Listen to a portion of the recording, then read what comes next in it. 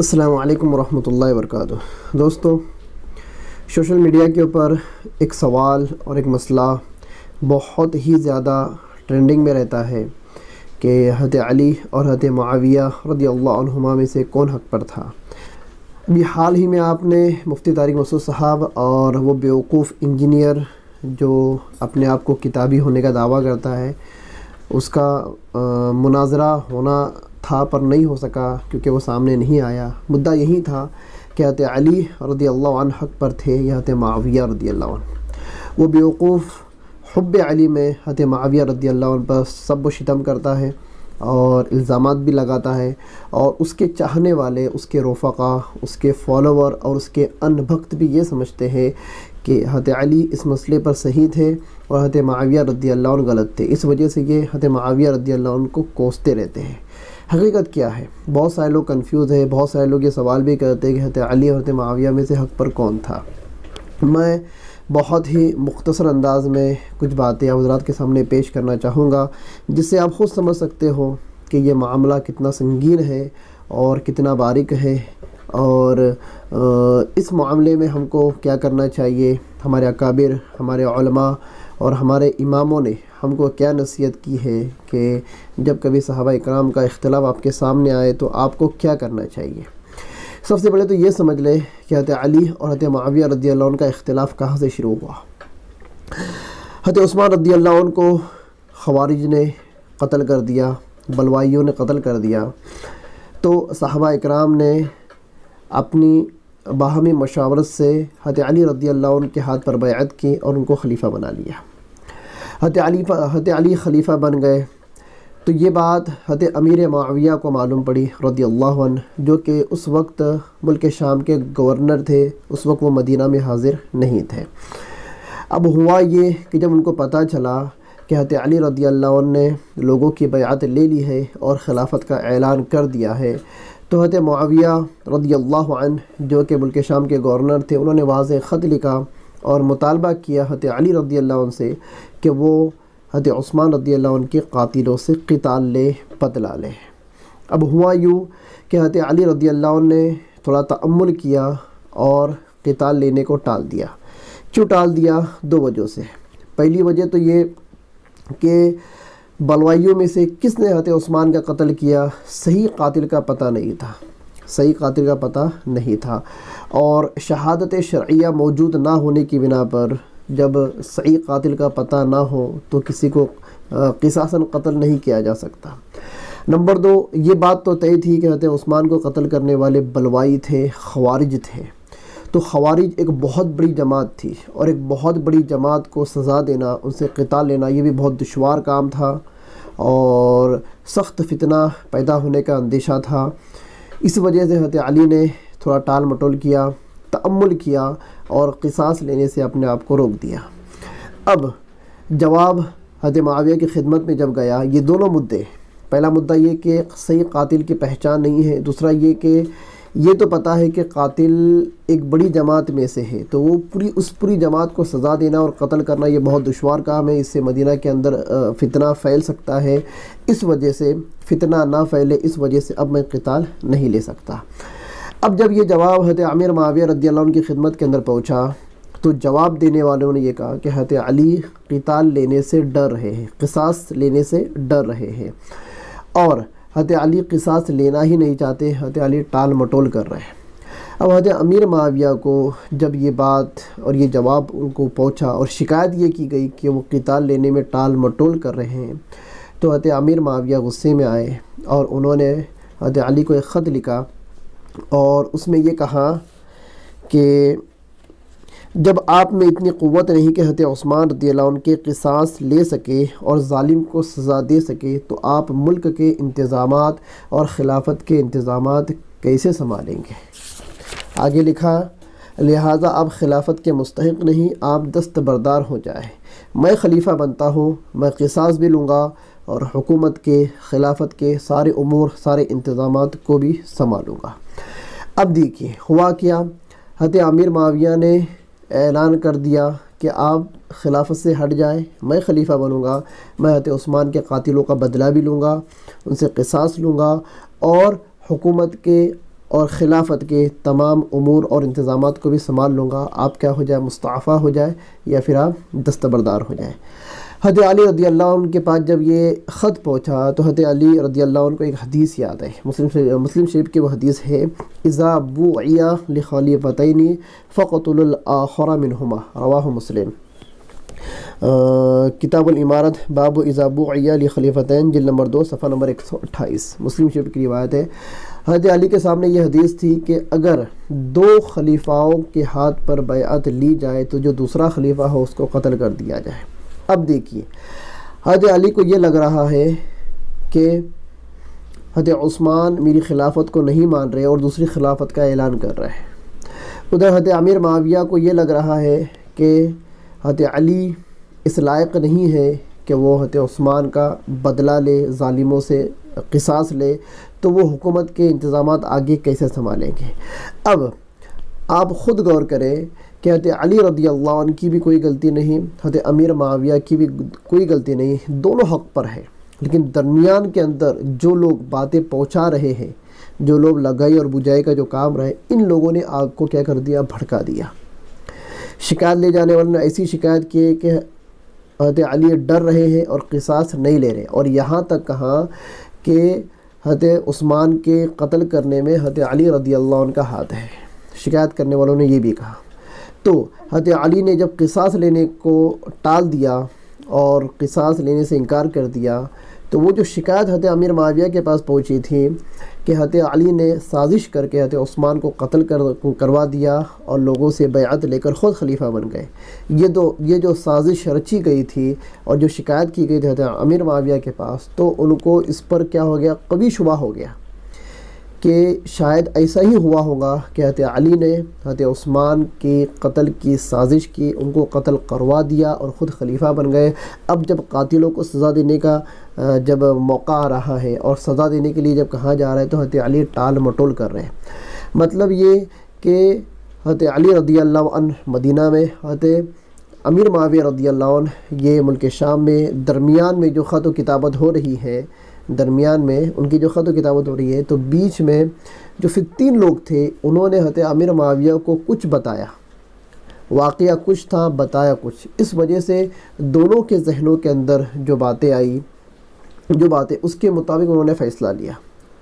اور یہ بات بھی بالکل صحیح ہے کہ اگر آپ قتال نہیں لے سکتے، آپ قصاص نہیں لے سکتے، آپ اگر ظالم کو سزا نہیں دے سکتے تو آپ امیر المؤمنین اور خلیفہ بننے کے لائق نہیں۔ یہ بات بالکل درست ہے، اور حضرت امیر معاویہ رضی اللہ عنہ کا یہ مطالبہ کرنا بھی درست تھا،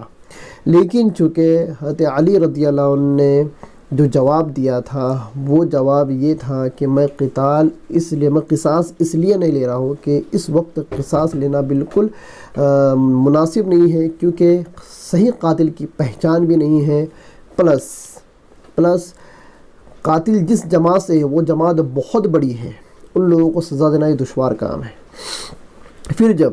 حضرت امیر معاویہ نے حضرت علی کی ان دونوں باتوں کو نہیں مانا اور ڈائریکٹ حضرت علی سے یہ مطالبہ کیا کہ آپ دستبردار ہو جائے، خلافت سے ہٹ جائے، آپ خلافت کے مستحق نہیں ہیں، آپ کے اندر اتنی طاقت و قوت نہیں ہے، میں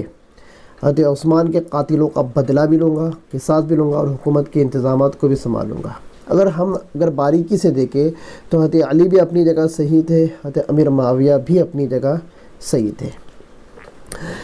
ہمارا اس تعلق سے کیا عقیدہ ہونا چاہیے؟ ہمارے علماء لکھتے ہیں اس مضمون سے یہ بھی ظاہر ہے کہ نیت ہر دو فریق کی صحیح تھی، فاسد نہ تھی، اور فی الجملہ حق و ناحق ہونا بھی معلوم ہو سکتا ہے۔ اس سے زیادہ لکھنا خلاف ادب ہے، اور میں بھی یہ سمجھتا ہوں کہ اس سے زیادہ آگے بڑھ کر بات کرنا یہ خلاف ادب ہوگا۔ کیوں خلاف ادب ہوگا؟ اس لیے کہ امام اعظم ابو حنیفہ رحمۃ اللہ علیہ سے جب یہ سوال کیا گیا کہ حق پر کون تھا، علی تھے یا معاویہ تھے،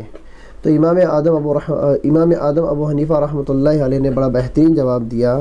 کہ اللہ پاک نے ہمارے ہاتھوں کو ان اکابر کے خون سے محفوظ رکھا، تو اس شکریہ میں ہم اپنی زبان کو بھی ملوث نہیں کرتے، یعنی کہ ان کا تذکرہ شر کر کے، تذکرہ خیر نہیں، ذکر خیر نہیں بلکہ ذکر شر کر کے ہم کیوں اپنی زبان کو گندا کرے، خونالود کرے۔ یہ بہت ہی بہترین جواب تھا، اور ہمارا عقیدہ بھی یہی ہونا چاہیے، اور تمام کے تمام امت مسلمہ کے اوپر یہ بات واجب ہے کہ ہم سکوت اختیار کریں، کیونکہ اس زمانے کے اندر جو بھی اختلاف ہوا تھا وہ اجتہاد کی بنیاد پر ہوا تھا۔ اب یہ جو مقالہ امام اعظم ابو حنیفہ کی طرف منسوب کیا جاتا ہے، لیکن اس کی تحقیق یہ ہے کہ یہ امام اعظم ابو حنیفہ کا مقالہ نہیں، بلکہ یہ حضرت عمر بن عبدالعزیز رحمۃ اللہ علیہ، جن کو عمر ثانی کہا جاتا ہے، ان کا مقالہ ہے۔ المرقات شرح المشکات کے اندر لکھا ہے کہ عمر بن عبدالعزیز فرماتے ہیں کہ تلک دماء طہر اللہ ایدینا منہا فلا نلوث السنتنا بہا۔ یہ کتاب الفتن الفصل الثانی جلد نمبر 9 صفحہ نمبر 283 المرقات شرح المشکات کے اندر عمر بن عبدالعزیز کا یہ مقولہ منقول ہے، لیکن کچھ روایتوں میں یہ بھی آیا ہے کہ یہ مقولہ امام اعظم ابو حنیفہ رحمۃ اللہ علیہ کا ہے۔ اب صحیح کہ یہ بھی ہو سکتا ہے کہ یہ مقولہ امام اعظم ابو حنیفہ رحمۃ اللہ علیہ کا ہو اور بعد میں عمر بن عبدالعزیز رحمۃ اللہ علیہ نے بھی اس کو نقل کیا ہو، یا ایسا ہو سکتا ہے کہ یہ مقولہ عمر بن عبدالعزیز رحمۃ اللہ علیہ کا ہو، اس کو امام اعظم ابو حنیفہ رحمۃ اللہ علیہ نے نقل کیا ہے۔ یہ میں تطبیق دینے کی کوشش کر رہا ہوں اپنی جانب سے۔ آپ ان دونوں کے زمانے کو ملا لیں، عمر بن عبدالعزیز کا زمانہ کب تھا اور امام اعظم ابو حنیفہ کا زمانہ کب تھا، ان کے زمانے کو جب آپ ملا لیں گے تو آپ کو پتہ چل جائے گا کہ یا تو یہ جملہ ان کا ہو سکتا ہے یا تو یہ جملہ ان کا ہو سکتا ہے۔ بہرحال جملہ کسی کا بھی ہو، بڑا بہترین جملہ ہے، امت مسلمہ کے لیے اس میں بہت بڑا سبق ہے، بہت بڑا میسج ہے کہ جب اللہ تبارک تعالیٰ نے اس مقدس جماعت کے خون سے ہمارے ہاتھوں کو محفوظ رکھا، کہ اس زمانے میں جو خونریزی ہوئی، اس زمانے کے فتین لوگوں نے، خارجی لوگوں نے صحابہ اکرام کو قتل کیا، صحابہ اکرام کی جان کے درپے بنے اور اپنے ہاتھوں کو انہوں نے صحابہ اکرام کے خون سے ملوث کیا، اس زمانے کے اندر ہم اتنے بڑے گناہ سے اللہ تعالیٰ نے ہم کو محفوظ رکھا ہے، تو ہم اپنی زبانوں کو خراب کیوں کریں؟ بہت سارے لوگ مجھ سے یہ سوال کرتے ہیں سوشل میڈیا کے اوپر کہ حضرت علی حضرت معاویہ میں حق پر کون ہے؟ ہم مانیں تو کس کی مانیں؟ شیعہ لوگوں کی مانیں یا اہل سنت والجماعت کی مانیں؟ تو میں ایک آخری بات تمام امت مسلمہ کے ہر فرقے والے سے میں یہ کہنا چاہوں گا، چاہے وہ اہل حدیث ہو، چاہے وہ جماعت اسلامی ہو، چاہے وہ شیعہ ہو، قادیانی ہو، غامدی ہو، احمدیہ ہو، یا جو بھی ہو، خارجی ہو، جو بھی ہو، میں سب سے ایک بات کہنا یہ چاہوں گا کہ صحابہ اکرام کے تعلق سے اہل سنت والجماعت کا عقیدہ یہ ہے کہ صحابہ اکرام رضی اللہ عنہ یہ عدول ہے۔ صحابہ اکرام رضی اللہ عنہ کے تعلق سے ہم ادنا درجے کی ہم ان کی شان کے اندر ادنا درجے کا بھی نقص نہیں نکال سکتے۔ جہاں پر ان کا تذکر خیر آئے وہاں ہم کو ان کا تذکر خیر کرنا ہے، جہاں پر ان کا ذکر شر آئے کہ کچھ روایات کے اندر صحابہ اکرام کے خلاف اگر ہم کو باتیں ملتی ہے تو وہاں پر ہم خاموشی اختیار کریں، وہاں پر ہم اس کو نقل نہ کریں، ہم اس کو آگے نہ بڑھائیں، ہم اس کے اوپر تبصرہ نہ کریں۔ اور میں آخری بار عمر بن عبدالعزیز یا امام اعظم ابو حنیفہ کا وہی مقولہ آپ کے سامنے رکھوں گا کہ تلک دماء طہر اللہ ایدینا منہا فلا نلوث السنتنا بہا، کہ جب اللہ تبارک تعالیٰ نے ہمارے ہاتھوں کو ان مقدس روحوں کے خون سے محفوظ رکھا ہے تو اس کے شکریہ میں ہم اپنی زبان کو بھی ان کے ذکر شر سے کیا کریں، بالکل محفوظ رکھیں، ان کی غیبت نہ کریں، ان کی شان کے اندر نقص نہ نکالیں۔ تو یہ ایک چھوٹا سا خاکہ تھا۔ یہ جو باتیں میں نے آپ ذرا سامنے پیش کی یہ تاریخ کی بہت ساری کتابوں کے اندر منقول ہے۔ اب اتنا وقت نہیں کہ میں آپ کو حوالے دوں اور عربی عبارتیں پڑھ کر سناؤں، لیکن تمام کتابوں کا خلاصہ، تمام تاریخ کا خلاصہ اور لب لباب یہی ہے۔ اور جہاں سے میں آپ کو یہ نقل کر رہا ہوں یہ ہے فتاوی محمودیہ جلد نمبر 2 صفحہ نمبر 73 اور 74۔ یہاں پر مفتی محمود حسن صاحب گنگوہی نور اللہ مرقدہ نے جو باتیں لکھی ہیں وہ باتیں میں نے آپ حضرات کے سامنے نقل کی ہے، اور میں مفتی صاحب سے بہت زیادہ اتفاق رکھتا ہوں کہ انہوں نے بہت مختصر انداز میں بالکل ایک صفحے کے اندر حضرت علی اور حضرت معاویہ رضی اللہ عنہ کے اختلاف کو سمجھا دیا۔ لوگ گھنٹوں باتیں کرتے ہیں اور گھنٹوں ایک دوسرے کو کوستے رہتے ہیں۔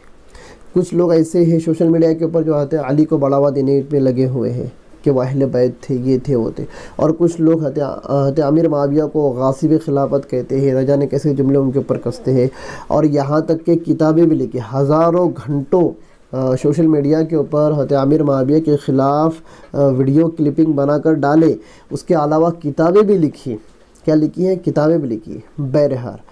ایک آخری بات پھر سے میں یہ کہوں گا کہ جب اللہ تبارک تعالیٰ نے اس مقدس جماعت کے خون سے ہمارے ہاتھوں کا محفوظ رکھا ہے تو ہمارا بھی حق بنتا ہے کہ اس شکریہ کے اندر ہم اپنی زبانوں کو ان کا ذکر شر کرنے سے کیا رکھیں؟ محفوظ رکھیں. اور تمام صحابہ کے تعلق سے ہمارا ایک ہی عقیدہ ہونا چاہیے، رضی اللہ عنہم ورضوا عنہ، کہ اللہ ان سے راضی ہے،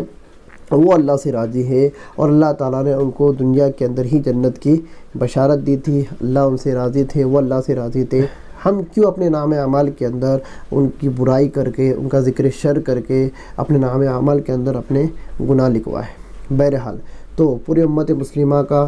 ایک ہی عقیدہ ہونا چاہیے کہ صحابہ اکرام کے تعلق سے لب کشائی بالکل نہیں کی جائیں گی. حضرت امیر معاویہ بھی برحق تھے، حضرت علی رضی اللہ عنہ برحق تھے، حضرت حسین بھی برحق تھے، حضرت حسن بھی برحق تھے. یہ سب برحق تھے. ان کے اندر کوئی توازن نہیں ہے، ان کے اندر کوئی کمپیریزن نہیں ہے، اور ان کے اندر جتنا بھی اختلاف ہوا ہے وہ سارا اختلاف اجتہاد کی بنیاد پر ہوا ہے. فریقین میں سے ہر ایک فریق یہ سمجھتا تھا کہ میں حق بجانب ہوں، اس وجہ سے میں یہ عمل کر رہا ہوں، اور جو مد مقابل جو ہوتا تھا وہ بھی یہی سوچ کر، وہاں ان کا کوئی ذاتی مفاد نہیں تھا، وہاں ان کی کوئی دنیاوی غرض نہیں تھی، نہ ان کو عہدوں کی طلب تھی، نہ ان کو دنیا کی چاہت تھی. وہ بالکل پاکیزہ ہستی تھی. ان کے دل، ان کے دماغ بالکل طاہر تھے، مطہر تھے، بالکل صاف تھے. اس لیے ہمارا عقیدہ یہ ہونا چاہیے کہ جب بھی صحابہ اکرام کا تذکرہ برائی کے ساتھ کیا جائے گا، ہم وہاں پر اپنے کانوں کو بند کر لیں. اگر تحریریں لکھی ہوئی ہے تو ہم ان تحریروں کو نہ پڑھیں، اگر وہ ویڈیو کی شکل میں ہے تو ہم ان ویڈیو کو نہ سنیں. اور اگر ہم پر اگر ایسا وقت آ جائے کہ ہم کو صحابہ کرام کے خلاف بولنے کی نوبت آ جائے تو ہم اپنی زبانوں کو بند کر لیں. یہی اہل سنت والجماعت کا عقیدہ ہے. آج کے لیے اتنا ہی. انشاءاللہ پھر ملیں گے اگلی ویڈیو میں. تب تک کے لیے خدا حافظ. اللہ حافظ. السلام علیکم ورحمۃ اللہ وبرکاتہ.